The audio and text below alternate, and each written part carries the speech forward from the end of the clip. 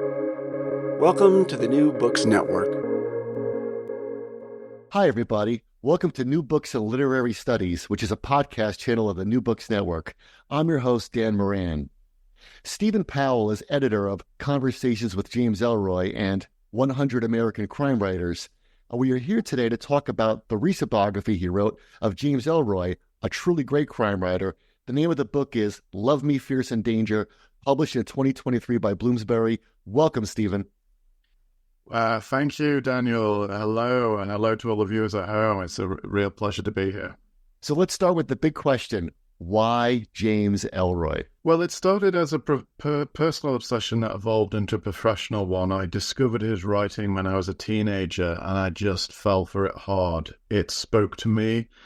As a kind of, slightly lonely adolescent, I dug his characters. They were dark, they were brooding, but they also, they wanted to make their way in the world for potentially violent means possible. His LAPD policemen, his grifters, his, arm breakers, the bag carriers and everything. And there's a line in the prologue to Bloods of Rover where the character says, I window peeped years of American history. And I really like Ellroy's gift of showing you the secret side of history through extensive research. He can essentially kind of lift the lid on the official version and show you the history being made behind the scenes, either by rogue FBI agents or LAPD policemen or organized crime figures. And although the characters are often repulsive in their moral deeds, he has a wonderful knack of making even villainous characters sympathetic, but just by putting you in their shoes, so you understand just how society is operating on a kind of clandestine level.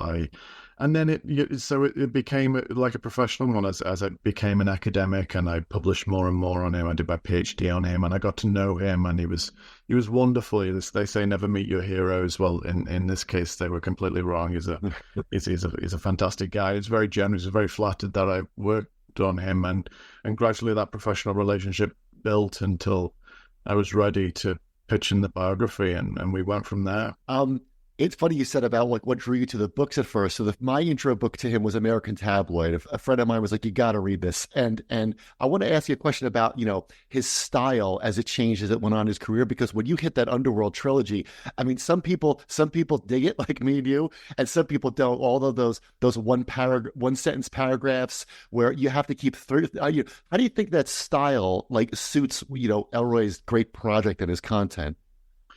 I think it suits it remarkably well, because what he's aiming for is concision, and he writes long books. They're an investment in your time, and to get as much plot in as possible, say over a 5-year or a 10-year time frame of any novel, he wants to make those sentences short, clipped, concise, very much in the hard-boiled tradition, but in a way he's taken it to extremes. And when you read it, I find I'm reading it quite quickly. I find that the text is kind of egging me on to go through it quickly and at an almost breathless pace. And then I also find that it has a terrific rhythm to it. It's not monotonous. It's actually an exciting rhythm that puts me in the scene itself. So it's kind of like this visceral feeling. I'm not detached from the action. I feel like I'm very much there in the period, be it 1950s LA or 1960s Washington D.C. or wherever it might be. It's the style he's experimented with a lot, and I really feel he's perfected it. It's funny you said rhythm, because of course one of his books, we in that style, is White Jazz, which when it was, you point out in the book that when it was first published, a lot of critics, or some critics, had a real problem keeping the plot lines together because of that style.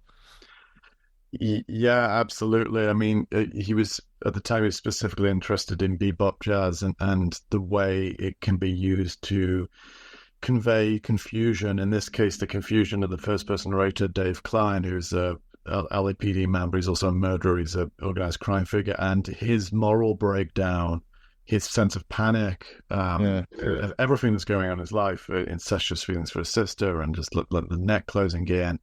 So you're really inside his head, and that jazz is the almost the karma, you might say, that he's brought down on himself, the judgment. And it's probably Ellroy's most surrealistic novel, because you've kind of got LA on the verge of breakdown. This kind of apocalyptic or anarchic breakdown, which at the end has to be covered up. It's very clever how he manages to kind of open Pandora's box and get everything back in by the final page. That's true. The style is also great, because you reminded me about the plot lines. Is that in the Underworld trilogy, you have you have these people like Pete Bondurant and Ward Littell. They're trying to keep their own plot lines together and triangulate and do these things. So it's kind of funny, like the style, and you said that rhythm, you really gets you to the head of these guys just at the edge of trying to keep everything together, right? Yeah, absolutely. Like the walking around right on the edge of a nervous breakdown. There's this constant worry they have. Are they controlling events? Are they controlling history and shaping it, which is what they want to do? Or is it actually shaping them? And are they losing control? And obviously, the many immoral and vile acts they've done makes them worry that if they lose control, that the justice is going to come around to them. He's writing about a time where obviously there was a lot less accountability in both the political system and a lot more.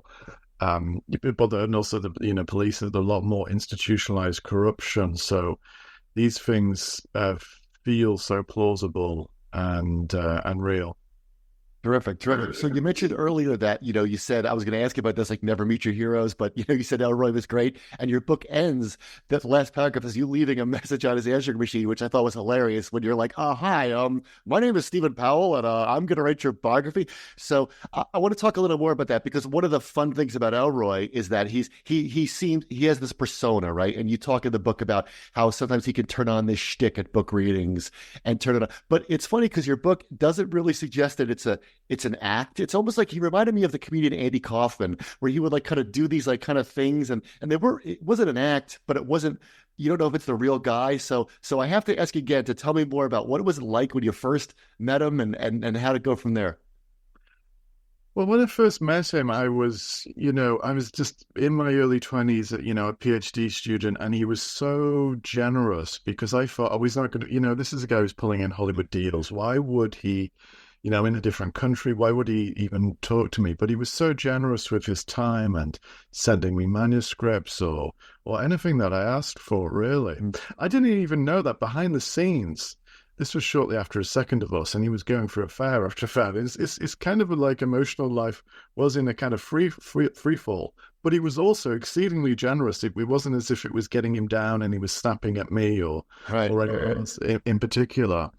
And, over time, I would see him here and there. I would either call him, or when he comes to the UK for his book tours, I would see him. And again, a lot of people would be queuing up, demanding his time, and he'd be so generous with all of them. And then he was always very, very, just courteous and kindly with me. And when we got to the biography, I see a multifaceted James. He certainly can be very funny, but there were times when I might want to talk about, say, his mother or something that was particularly traumatic. And sometimes he'd go ahead and talk with me, or sometimes he'd be a bit evasive, but usually in a charming way.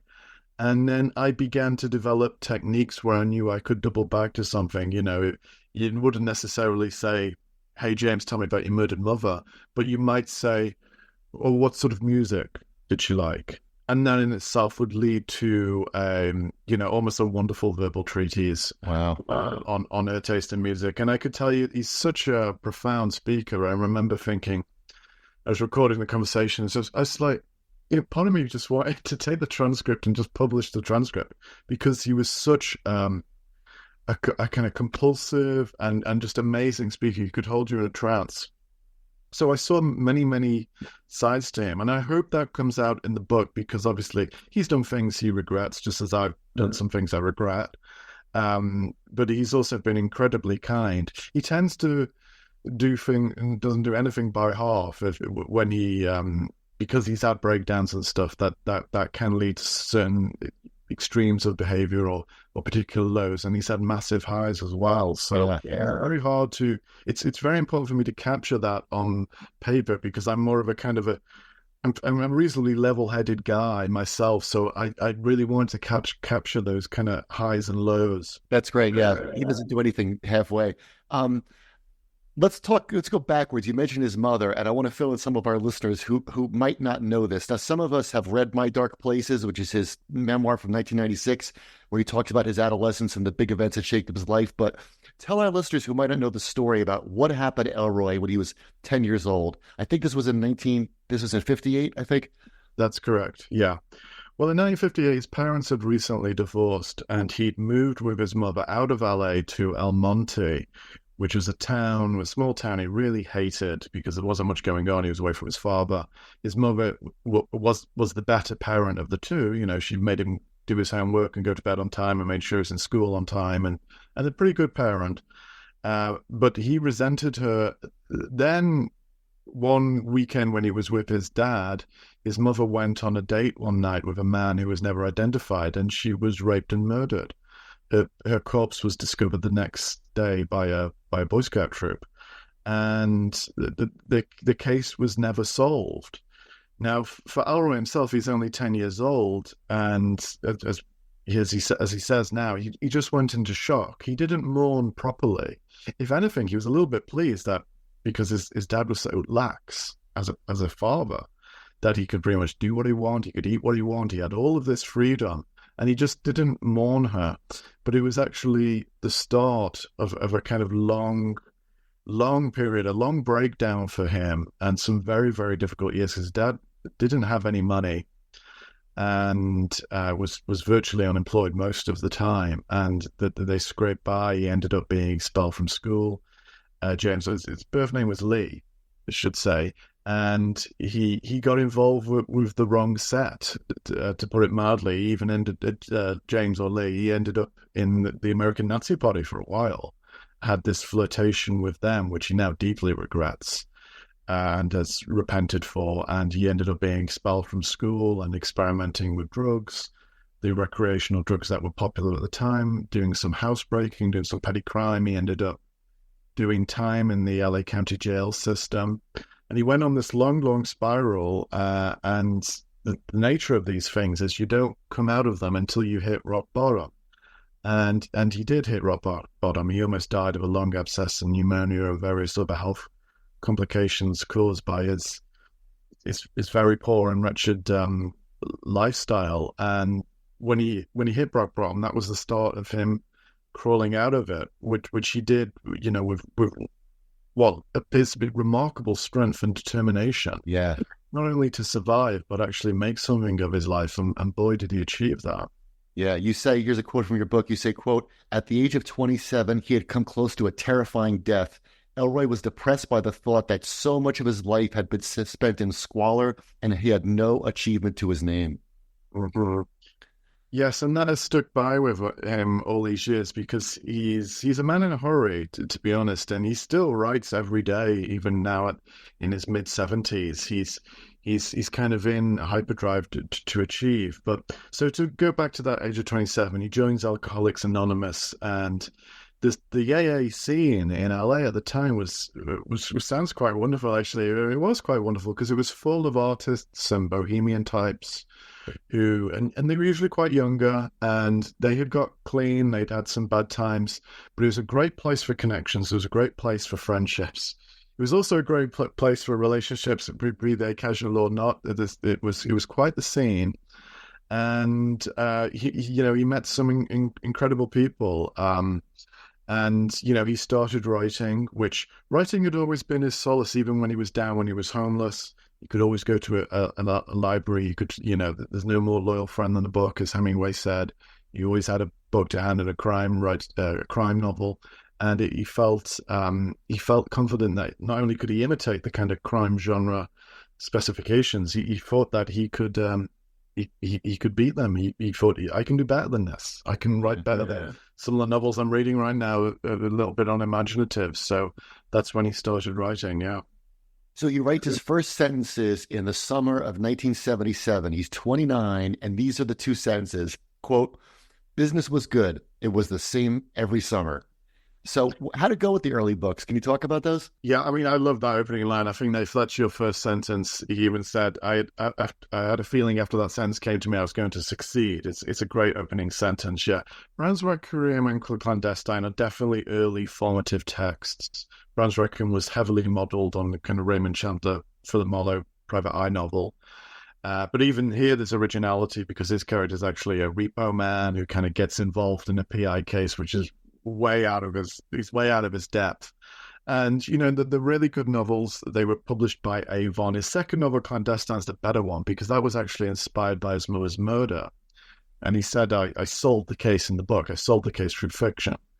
Because you can't cheat the reader that way. The kind of lack of answers in his mother's death has obviously tormented him, but in fiction he can do it. So he gets these novels published by Avon. He actually moves to New York to be at the epicenter of publishing, and he thinks he's going to make it, but he didn't realize that those novels sold kind of modestly.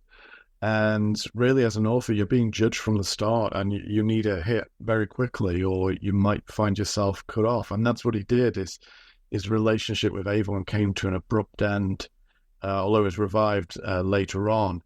And it was a real learning experience for him, because just when he thought he had made it, he suddenly finds himself, oh, this is going to be difficult, more difficult than what I expected. I think that was a really important time for him. And just learning about the realities of publishing and what publishers want, and of course he didn't realize a lot of editors are not going to say yes to everything. They're going to say, where's the selling point, where's the commercialism, because he had these grand plans about changing the genre, and they're like, well, the genre sells quite well, why would I want to change it? So that was really important to him. You mentioned his style and the realities of publishing. So I want to ask you about this. I thought this story was so great in the book. You tell a story that when he was drafting LA Confidential, you have this quotation, his authorial vision was about to collide with the economic realities of publishing.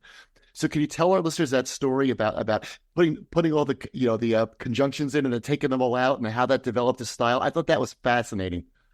Yeah, absolutely. Well, the original draft to LA Confidential ran, in excess of 900 pages, like, numerous main plots, and then, 24. And he also hand wrote everything, remember, right? I want our listeners to know that he didn't type. Yeah, absolutely. Everything is handwritten still to this day.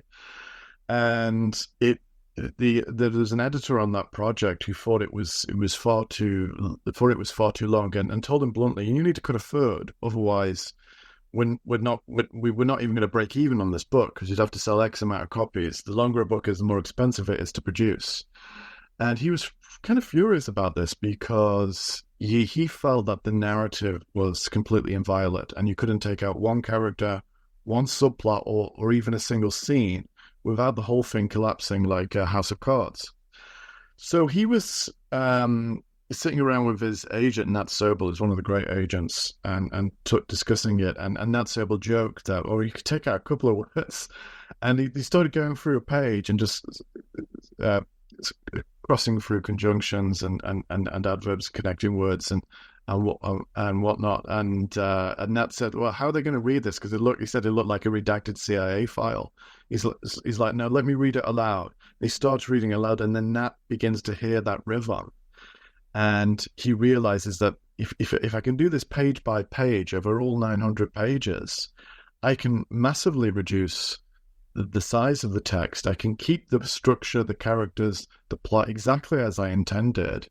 And I can meet the demands of the editor who wants it reduced. And that's what he did. And that really put him on the map critically, because he'd invented this style. And then the critics began to take note. And that was just a colossal achievement in itself. You've got to remember, this was the 1980s, and it wasn't as if crime writers were these respected figures who got a lot of reviews or academic attention. There was very few crime novels being taught out in universities. Now they're taught all the time. So it really put him on the map. And of course, having discovered the style, he could play around with it from novel to novel. Like we mentioned White Jazz earlier, he could play around with it from a kind of bebop style, American tabloid, no one was from an official kind of bureaucratic style. He could play around from it forever after. And many authors since have imitated it. A good friend of mine here in the UK, well, I'm pretty sure if he lives in Japan, David Peace, as I wouldn't say imitated, that doesn't sound right, has developed it in his own way.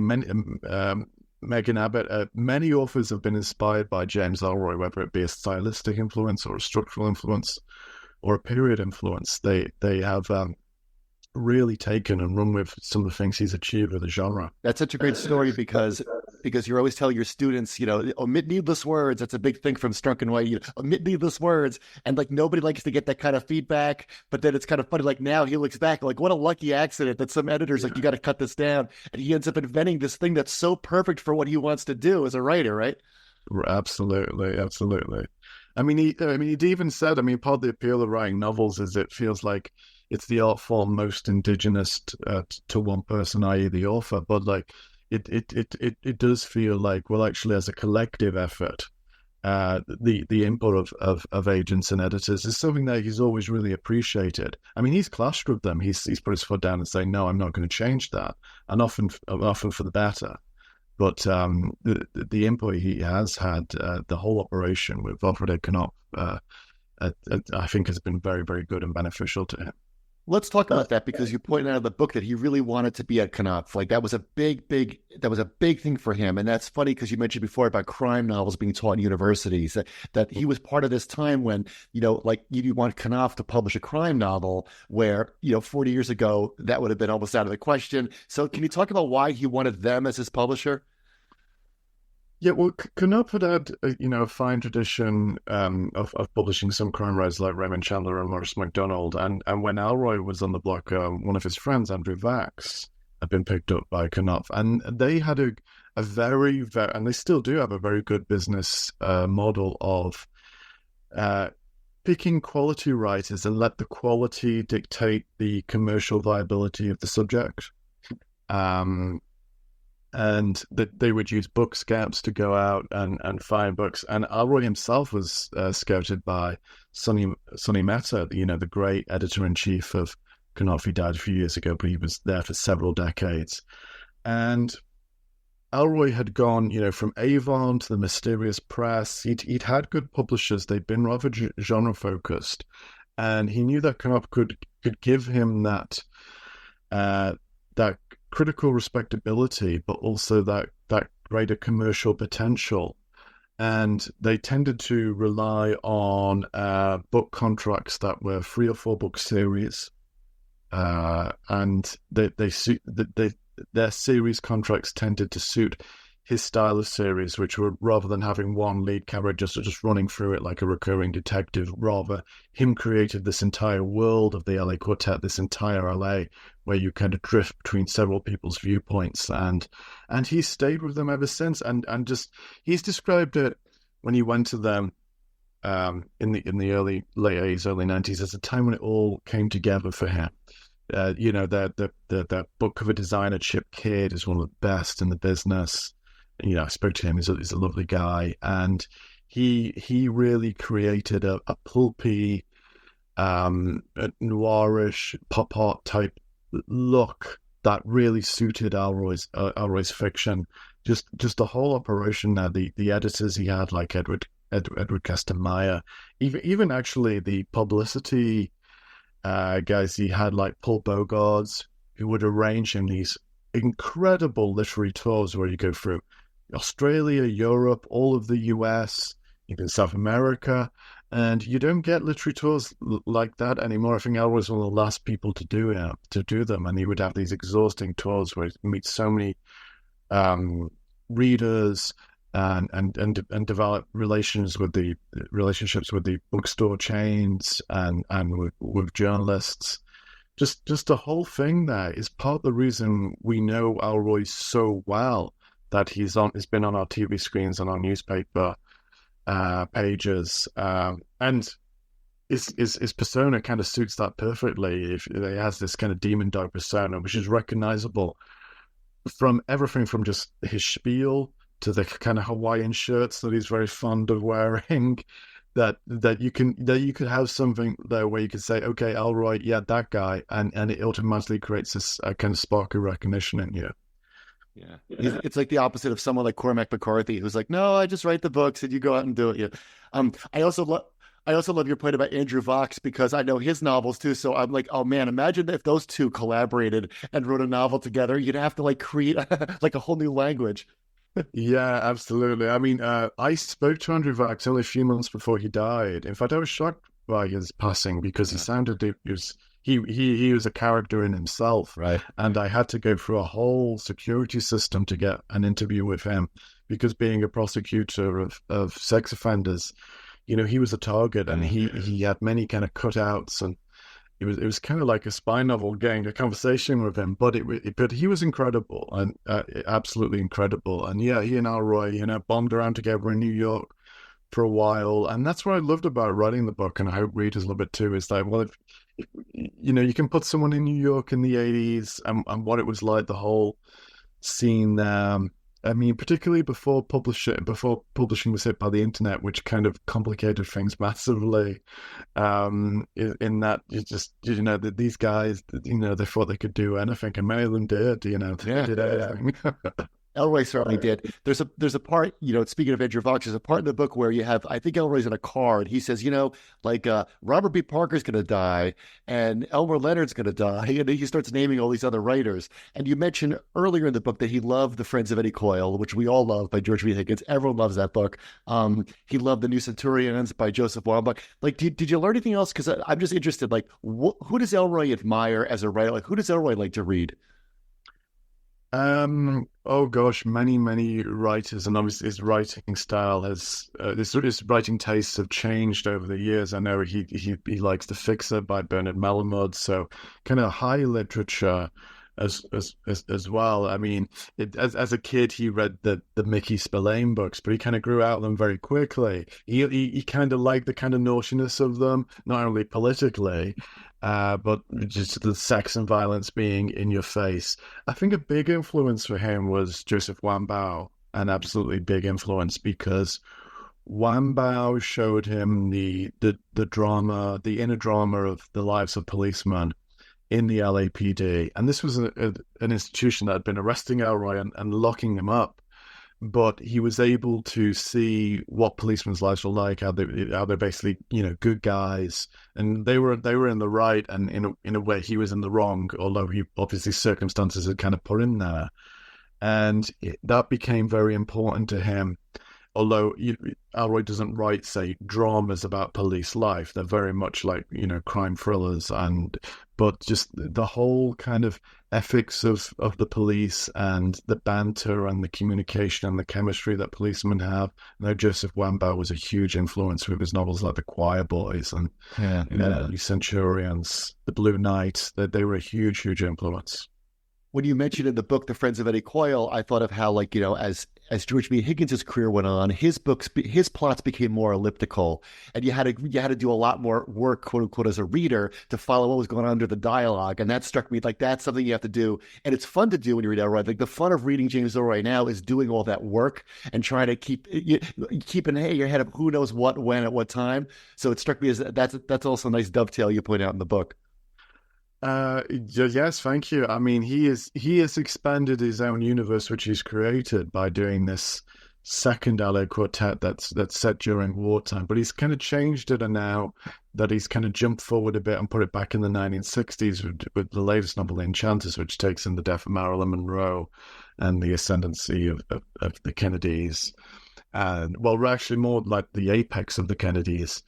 And his characters, like Fred Otash, he's expanding them all the time, and he's Fred Otash was a real guy, the private eye to the stars, but of course Ellroy's kind of made him his own, right? Like Dick Contino. Yeah, absolutely.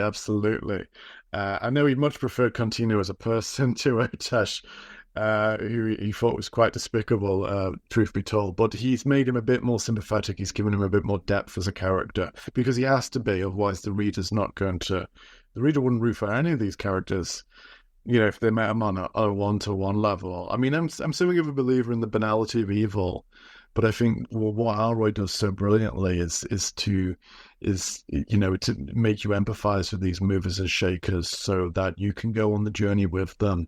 And every great narrative is essentially a journey, and you want to be in these guys' shoes, and because life is so kind of vibrant and important around them. Yeah. You think about a hard day at work, and then you read his books, and you're kind of like, all right, I can deal with this. Yeah. Who was let's go. Go ahead. I was just to say they are kind of an escape, or one that is, but also a kind of escapism that is kind of rooted in realism. When you're reading these historical events, Ellroy never tells you what's real and what's not. Of course, when you read between the lines and when you study them, you get a sense of definitely what's real. The Blue Christmas police scandal, or on a much bigger level, the assassination of JFK. It is just a very fine line between escapism and realism, and it's incredible how he pulls it off. He does it so well too, because so many historical works of historical fiction can be so corny. Like you have someone like, keep an eye on this young lad in Washington, I think he's going somewhere. But when you read, like, I remember reading, I think it's the Colt 6000, and Sonny Liston's the boxer's in that as a minor character, and I didn't know like any of that stuff. And I'm like, what? Wait, Sonny Liston really was tied in with these guys? And I'm like, then you start reading it, but it's almost like the books are like they're like printed versions of like an endless Wikipedia where you keep like clicking around. And I love what you just said. It's like you're kind of like, wait, but that didn't happen, and you're like, no, it did happen, but some of the things that are unbelievable, didn't happen, and vice versa. Well, absolutely, yeah. And the research got so extensive that he had to hire researchers. He couldn't do it all by himself, which I can fully understand. We're both academics. You can't just absorb that much before it starts to get scrambled. So yeah, he hires researchers. He has it all printed out in front of him, and he begins to extrapolate off the facts and put his own characters in there. I mean, I was stunned at some of the stuff about classical music in Perfidia, and the stinking out of the scores from Leningrad and things like that was just absolutely floored me. I didn't think such things were possible, and then you realize it was actually all true. That's not a James Ellroy invention. Yeah. Absolutely. Let's go back to his life for a little bit, because you talk a lot about Bill Stoner, and he comes up a lot I remember from My Dark Places, but he's also, you can't write about Ellroy without talking about Bill Stoner. So tell our listeners, who was Bill Stoner, and how does he enter Ellroy's life? Well, when Ellroy met Bill Stoner, Bill was at the end of a long career with the LA Sheriff's Department. He'd become a homicide detective by the time he retired, and Ellroy wanted to reinvestigate his mother's murder, and he felt he needed professional help to do it. So he hired Bill Stoner on a private basis to help him. And Stoner was a little bit concerned at first. He felt like, Ellroy had this kind of wild man reputation. He's like, I can't be interviewing witnesses and him just flying off the handle and swearing and everything. This is a sensitive subject. But gradually Ellroy and Stoner developed this mutual trust and respect. And they were investigating the murder of Ellroy's mother, Jean Ellroy, over 35 years after the event. So the witnesses were very elderly by this stage. Their memories were fading, but really it was their last chance to potentially catch the killer, or even identify the killer, or come up with a list of suspects while these people were still alive, while they could still give their testimony. And Ellroy and Stoner became really good friends, and I got to know Bill Stoner really well. And he emailed me only the other day because I wrote an article about the Cotton Club murder, which is a fascinating case which he very famously solved. That was the murder of Roy Radin, which was connected to the Francis Ford Coppola film, The Cotton Club. If any of your readers would like to look that up, it's a fascinating case. And I can honestly say he's one of the most remarkable men I've ever met. There's a lot of debate about the police these days. We tend to hear the stories about the police that make the news tend to be more negative than positive. And in many ways that's important, that should happen. But Bill Stoner is the most sensitive, empathetic man I think I've met in any walk of life. He just has this kindness to him and this natural authority, which is really quite remarkable. And he was the perfect choice to help Ellroy investigate his mother's murder. And while they knew going in that the chances of them finding the killer were infinitesimal, they found out so much about her as a person. And I think their philosophy was like, every little bit we can find out, even if it, you know, it's not the murderer's name, every little bit we can find out helps. And they definitely achieved a lot through that investigation. Yeah, and Ellroy's admiration for Stoner comes through in My Dark Places, but also in your book. Like, they definitely come across, they're like truly interesting people doing something important. Yeah, absolutely. I think they really achieved something. Although you were asking me about Ellroy's character earlier and how it changes, I feel that Ellroy, you know, famously, and this is dealt with in the book, had a nervous breakdown a few years after that My Dark Places investigation and book. And he began to mentally link the breakdown with that whole investigation in his mind, rightly or wrongly. And that was one thing he didn't want to talk about so much and got kind of dismissive of. I mean, I found ways where we could bring it back to that investigation when we could talk about it. I felt it was a shame that he developed such a negative memory of it in his mind, because I really felt that they'd achieved a lot. And I hate to see anybody downplay their own achievements when they've worked so hard. I suppose I especially hate it in Ellroy, because it can't have been easy. Obviously, learning about, you know, he didn't even know, for instance, that his mother had been raped that night. But because the coroner's report just said, oh yeah, there were signs of sexual intercourse. It didn't give an opinion, and Stoner said it must have been a rape murder. There's no plausible explanation. And to find that out about your mother on her last day on Earth is obviously devastating, absolutely devastating. So it took a huge amount of bravery on his part to not only engage in this logistically very challenging investigation, but to emotionally take the whole thing in. And know going into it, as you point out, that like it's probably not going to work. Like, it's not going to end like a movie or even a novel where the least suspecting person really turns out to be the swarthy man. They keep trying to find this guy, the swarthy man. But you also point out, I think you say somewhere in the book that like that the draw of My Dark Places and also of this whole story is that it's we never read about these cases that just stay cold. Like, we're used to getting the answer. That's what we want. And that it shows like the emotional effects and the psychological effects of being involved in this. Like, you're like Sisyphus, where like you keep thinking that the ball's going to go over the top, and it just never does. Absolutely, yeah. And there are so many unanswered questions, which is so frustrating. Like, did the swarthy man kill again? Stoner definitely thought so. Ellroy was a bit more agnostic on that part. All they needed was a little bit of luck, one drunken barroom confession, or one, did he get banged up in prison on something else and confess, make some kind of boastful remark to another prisoner. They never got that lucky break. Yeah. It could have you get those in novels. That's what happens in novels and movies all the time. The cop pulls somebody over with a broken tail light, and it turns out that turns out to be the one thing, or like you said, a drunken confession, and the two cops look at each other and nod of like, this is the guy. But like they never get that. Well, exactly, yeah. And it was almost, because when you get those points in novels, it almost feels like, well, that feels kind of like contrived, because it feels like divine intervention. If anything, it felt like the other way around for them, because the night, it seemed like the date was genuine, and the swarthy man didn't have any kind of like prearranged idea he was going to murder this woman. They'd been to a drive-through diner where they'd eaten, and the waitress was supposed to take the license numbers of every car just in case the diners drove away without paying.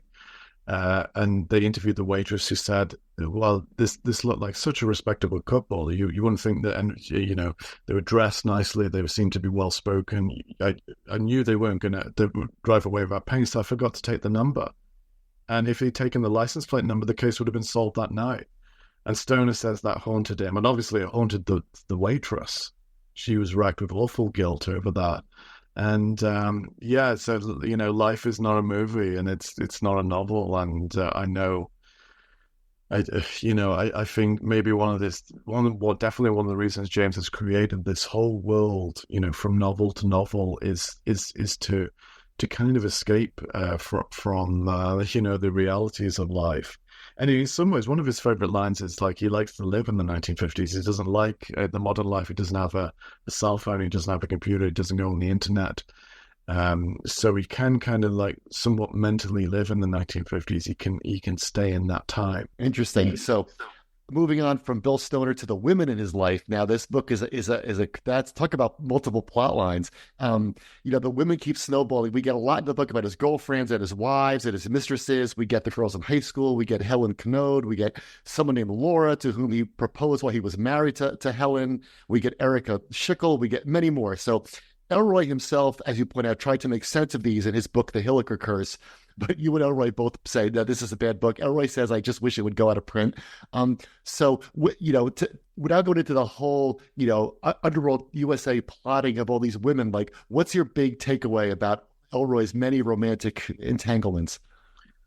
Well, I think they come from maybe a place of fear in some respects, because bear in mind he was an addict until he was 27. So many of the kind of, the joys of adolescence and stuff, getting your heart broken, dating, all of that kind of didn't really happen for him, because addiction takes away your sex drive and it takes away a lot of your social skills, although it can make you quite cunning in other respects. So when he gets sober, he finds himself in AA and everyone else is sober. And guess what? They want to catch up. He really wanted to catch up. And that whole AA scene was very wild. It was the time of the hot tub parties. It was before the AIDS crisis. It was very much a casual sex scene. So suddenly he finds it's absolutely great. I think when it comes down to the marriages, he's got this goes to fight or flight syndrome very quickly. So one of the reasons there's been so many women, aside from his kind of natural charisma, which is going to draw female attention in, is that it goes back to when he was homeless in the parks. His instinct has always been to run, because he feels like if he can just keep moving, he can stay alive. He's got to keep going. So I think, unfortunately, a lot of that is kind of seeped into his relationships, where, like, when it's got a bit difficult, where other couples might just stick it out, he has kind of gone into a kind of flight syndrome. And although the women I spoke to, most of them held remarkably good views of him, and they felt like he was a bit of a chameleon. He was a very good judge of character, so he could hone in on quickly what a woman finds attractive in a man, whether it be the lost little boy guy, or whether they'd go for the macho type, or the sensitive type, the poetry reading type, or a little bit of both. It seems like he could judge that very quickly and kind of hone in on it, and maybe just got a little bit too good at it. Do you know what I mean? But he's now at the age where, obviously, when certain urges begin to abate in older age, where he realizes that Helen was the love of his life, and he really regretted losing her the first time round, the second wife, Helen Knode, and he's got a second chance with Helen, and that seldom happens post-divorce.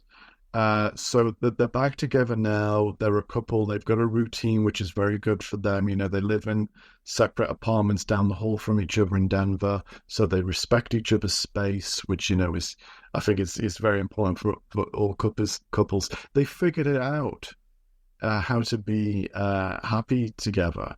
And I think there's a really happy ending to all of this. But boy, was there a heck of a lot of women he burned through along the way. It was amazing reading the book. I'm like, man, this guy he's relentless. He was like he's like the romantic version of Pete Bondurant or something. Yeah. He's got quite the scorecard. But I mean, obviously there were times when I was just like, oh, I wish I had that effect. But honestly, I don't, because you see the cost it's taken. Yeah. Do you know what I mean? And I'm glad. Yeah, you're glad that it is surprising. I mean, I don't think he's like. I hope he doesn't take umbrage at this. I don't think he's the most spectacularly handsome guy. I think it's definitely charisma. I think he's got that, and when you've got that, the women will come to you.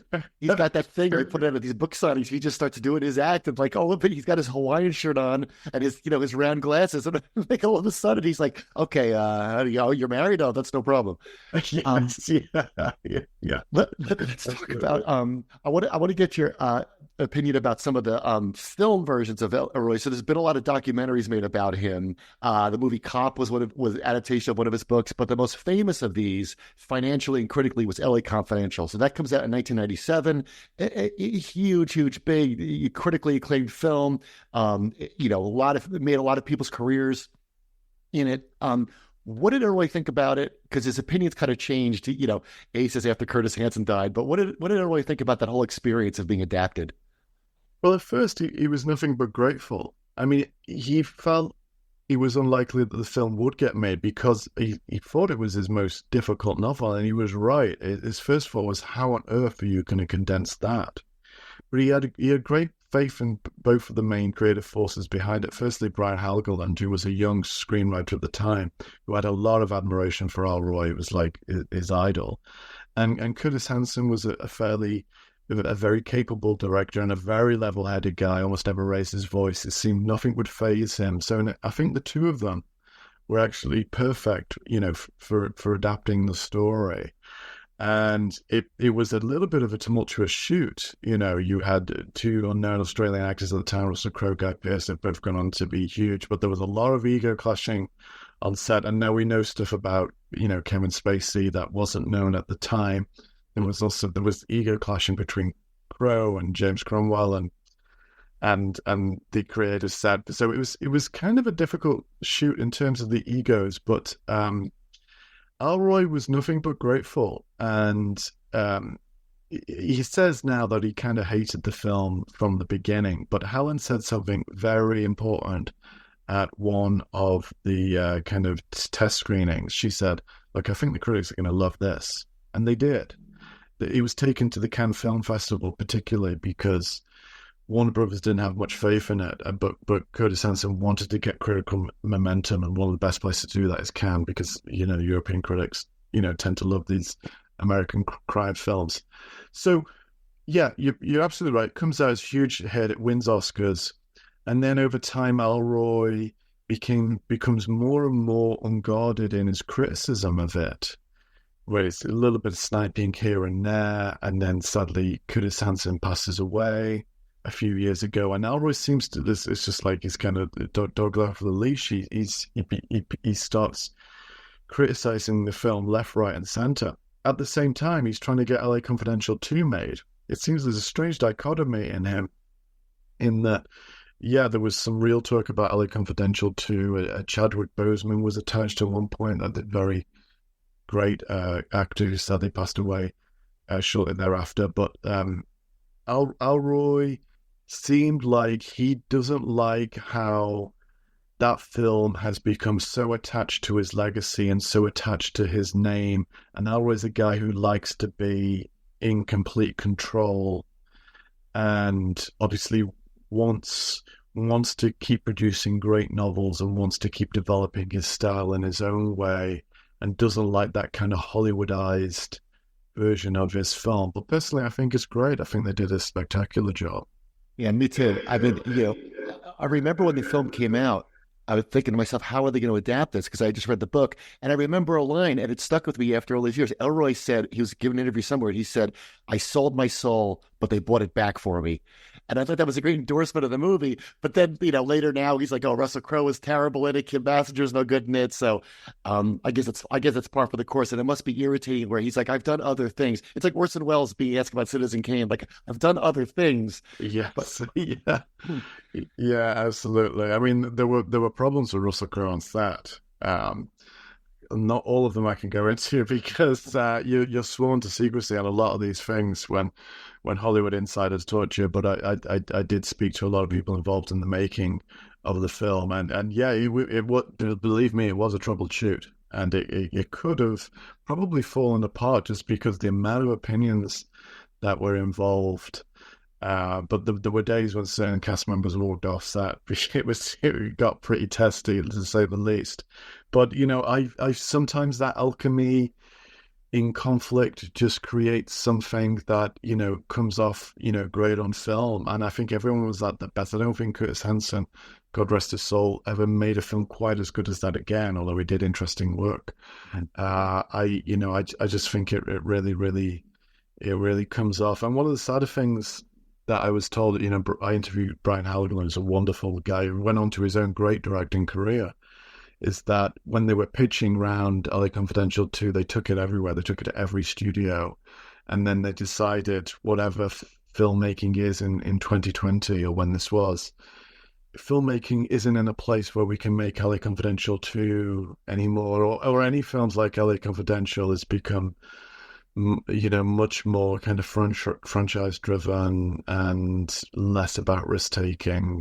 And it really makes me appreciate that kind of 90s vibe that film had, where it seemed to be independent filmmaking meeting Hollywood in this wonderful synthesis. Yeah. And a film about Hollywood too, in a lot of ways. Yes. So let's last question for you, and we'll see where this goes. I have to ask you about your title.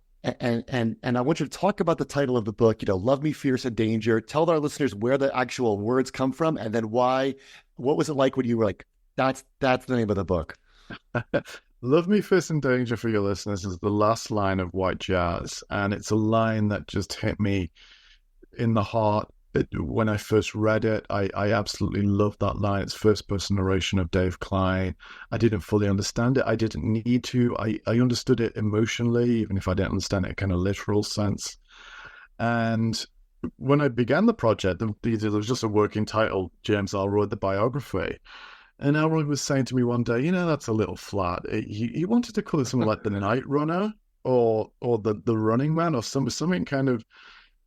He wanted it to be something to do with night, and he kept coming out with these kind of titles like The Night Runner, and none of them really appealed to me. And it just came to me, I was like, "Hey James, what about Love Me, Fierce and Danger?" And he's just like, "Whoa!" And he absolutely loved it, and I knew from his reaction there and then that was going to be the title. And I said, I'm going to call Bloomsbury, my publisher, tomorrow. I'm going to see what they think. He's just like, if they give you any hassle at all, I'll call them. I'll use all my clout. And anyway, Bloomsbury loved it. They absolutely loved it. And I just think it's a great title. And it really sums up Ellroy, the passion, the danger, the excitement, the sense that something is at stake, the journey.